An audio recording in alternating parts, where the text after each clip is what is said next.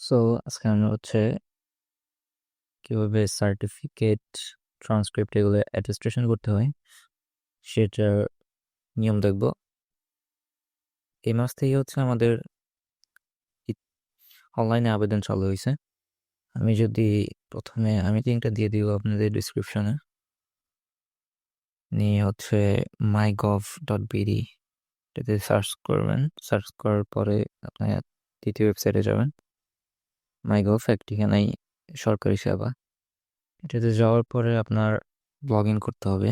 আপনি যদি আগে অ্যাকাউন্ট ক্রিয়েট করে থাকেন তাহলে শুধু লগ ইন করবেন, অন্যথায় রেজিস্ট্রেশন করবেন।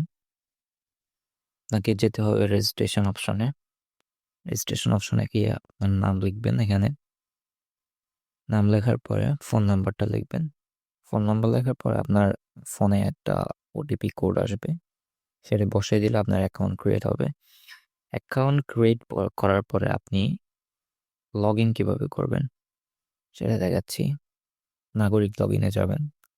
নাগরিক লগ ইনে যেই ফোন নাম্বারটা দিয়ে আপনি রেজিস্ট্রেশন করছিলেন সেই ফোন নাম্বারটা এখানে দিতে হবে। যেই পাসওয়ার্ডটা দিয়েছিলেন অ্যাকাউন্টটা ক্রিয়েট করার সময় পরবর্তীতে লগ ইন করবেন। দেখতে পাচ্ছেন আমার লগ ইন হয়ে গেছে। নিচে আসবেন। নিচে আসার পরে এখানে দেখবেন বিদেশগামী নাগরিকদের সার্টিফিকেট সপ্তাহান। এখানে একটা ক্লিক করার পর আপনার একটা নতুন উইন্ডো ওপেন হবে। সেখান থেকে এখানে অনেকগুলো অপশন আছে। এখানে বিদেশগামী শিক্ষার্থীদের এসএসসি সার্টিফিকেট, একাডেমিক ট্রান্সক্রিপ্ট সত্যায়নের আবেদন অথবা এইচএসসির জন্য আবেদন। এছাড়াও আপনার এখানে আলিম সার্টিফিকেট, দাখিল সার্টিফিকেট, ভোকেশনাল, দেন ডিপ্লোমা, সবগুলা অ্যাটেস্টেশন করতে পারবেন। আমি আপনাদেরকে একটা দেখাচ্ছি। যদি এখন এইচএসসি সার্টিফিকেট অ্যাটেস্টেশন করতে চাই, এখানে ক্লিক করব।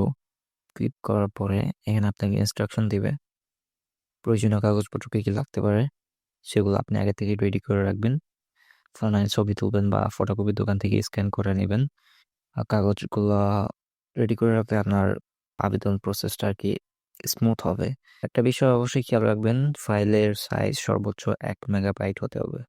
মানে সর্বোচ্চ আপনি 1 মেগাবাইট এর ফাইল সংযুক্ত করতে পারবেন। এর বেশি মেগাবাইট, ধরেন আপনারটা 1.5 বা 2 MB হয়ে গেল, তখন আপনি এটাকে রিসাইজ করতে পারবেন। রিসাইজ করে তারপরে আপনাকে একটু কমায় আনতে হবে। সংযুক্তিগুলো আপলোড শেষ না হওয়া পর্যন্ত অপেক্ষা করুন। মানে আপনি সংযুক্তিগুলো যে সময় আপলোড দিবেন তখন অ্যাপ থেকে বের হওয়া যাবে না। দেন 3 নম্বরে আছে সংযুক্তি অবশ্যই জেপিজি, পিএনজি, জেপিইজি ফরম্যাটে হতে হবে।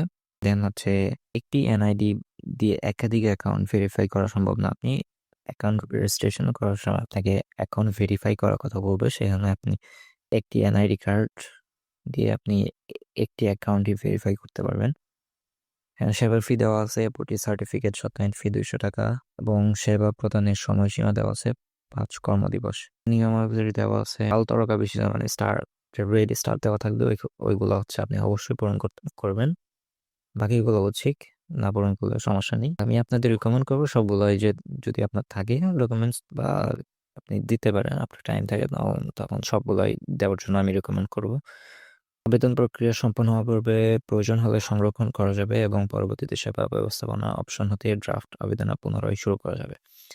আপনি যদি আবেদন করা অবস্থায় আপনি বের হয়ে যান বা অন্য কোনো কাজে ব্যস্ত হয়ে যান বা ব্যাংকে পেমেন্ট করতে পারতেছেন না, সেরকম অবস্থায় আপনার আবেদনটি ড্রাফট আকারে থাকবে, সংরক্ষণ করা হবে, পরবর্তীতে আপনি আবেদন করতে পারবেন। 3 নম্বরে আছে আবেদন দাখিলের পর প্রতিটি আবেদনের জন্য একটি স্বতন্ত্র ট্র্যাকিং নাম্বার প্রদান করা হবে, যেটা ব্যবহার করে সেবা ব্যবস্থাপনা অপশন হতে আপনার অগ্রগতি জানা যাবে। মানে আপনি আবেদন করার পরবর্তীতে আপনার একটা ট্র্যাকিং নাম্বার দেওয়া হবে, মেবি 100, 101 or 102, যতগুলো আপনি করবেন অতগুলোর জন্য এটা আমি ট্র্যাক করতে পারবো যে আমার আবেদন কি অবস্থায় আছে, আমার আবেদনের অগ্রগতি কতটুকু। দেন এখানে আপনার প্রেস করতে হবে আবেদন করুন এই অপশনটিতে।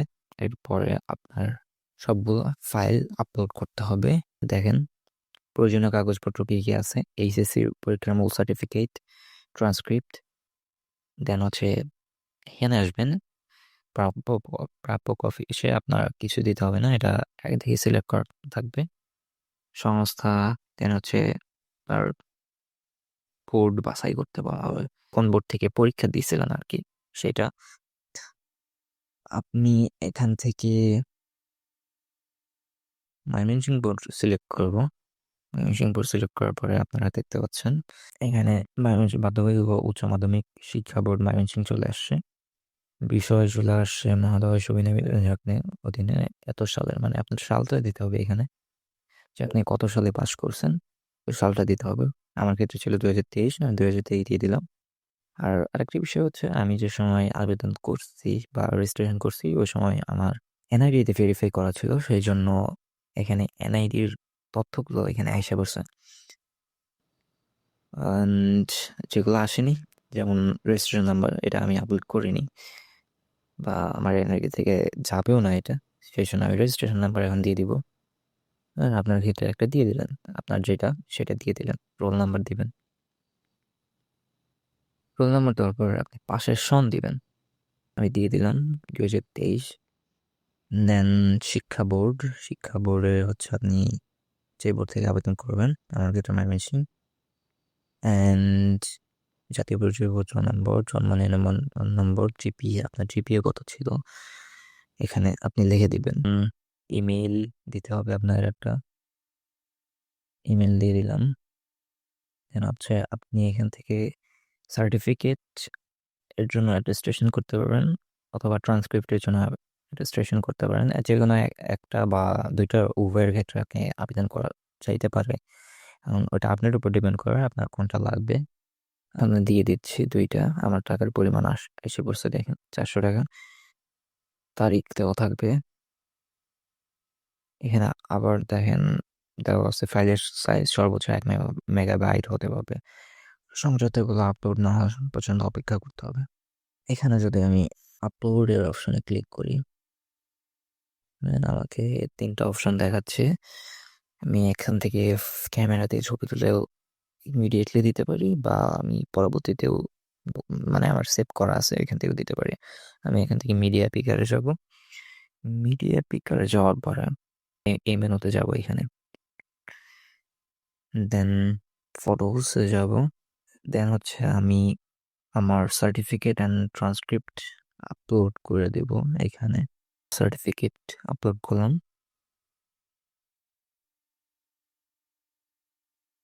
দেন এখানে চাপ দিবেন নিচে এইচএসসি ট্রান্সক্রিপ্টে দেওয়ার পরে যে এইখানে আপলোডের অপশনে চাপ দিবেন। মিডিয়া পিকারে খাবার যাব। তথ্যগুলো একটু সাবধানতার সহিত দিতে পারলে ভালো হয়। যেমন আমি প্রথমবারে ভুল করে ফেলছিলাম, পরবর্তীতে তারা আমাকে মেসেজের মাধ্যমে জানায়। এখান থেকে আমি ট্রান্সক্রিপ্ট আপলোড করে দিচ্ছি।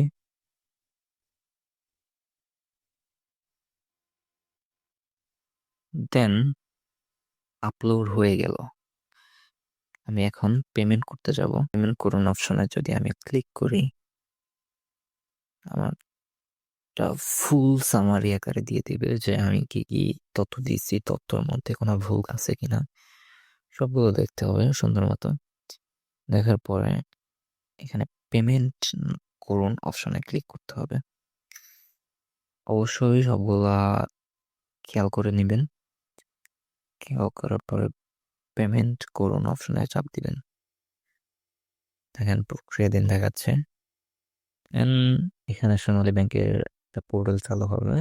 আপনি সোনালী ব্যাংকের অ্যাকাউন্টের মাধ্যমে পেমেন্ট করতে পারবেন, কার্ড দিয়ে পেমেন্ট করতে পারবেন। দেন মোবাইল ব্যাংকিং আছে, বিকাশ, নগদ, রকেট, উপায়, সেলফিন সব কিছু আছে। আপনি এখান থেকে আবেদন করতে পারবেন। ইন্টারনেট ব্যাংকিং এর ক্ষেত্রে এইগুলো সার্ভিস পাবেন আপনি। আপনি যদি পেমেন্ট করেন কনফার্মে চাপ দিবেন। কনফার্মে চাপ দিলে আপনার আবেদনটি কমপ্লিট হয়ে যাবে। আমি আমার যেহেতু করা আছে আমি সেটা দেখাচ্ছি না, খুবই ইজি প্রসেস, আপনারা দেখতে পারবেন, বুঝতে পারবেন অ্যাকচুয়ালি।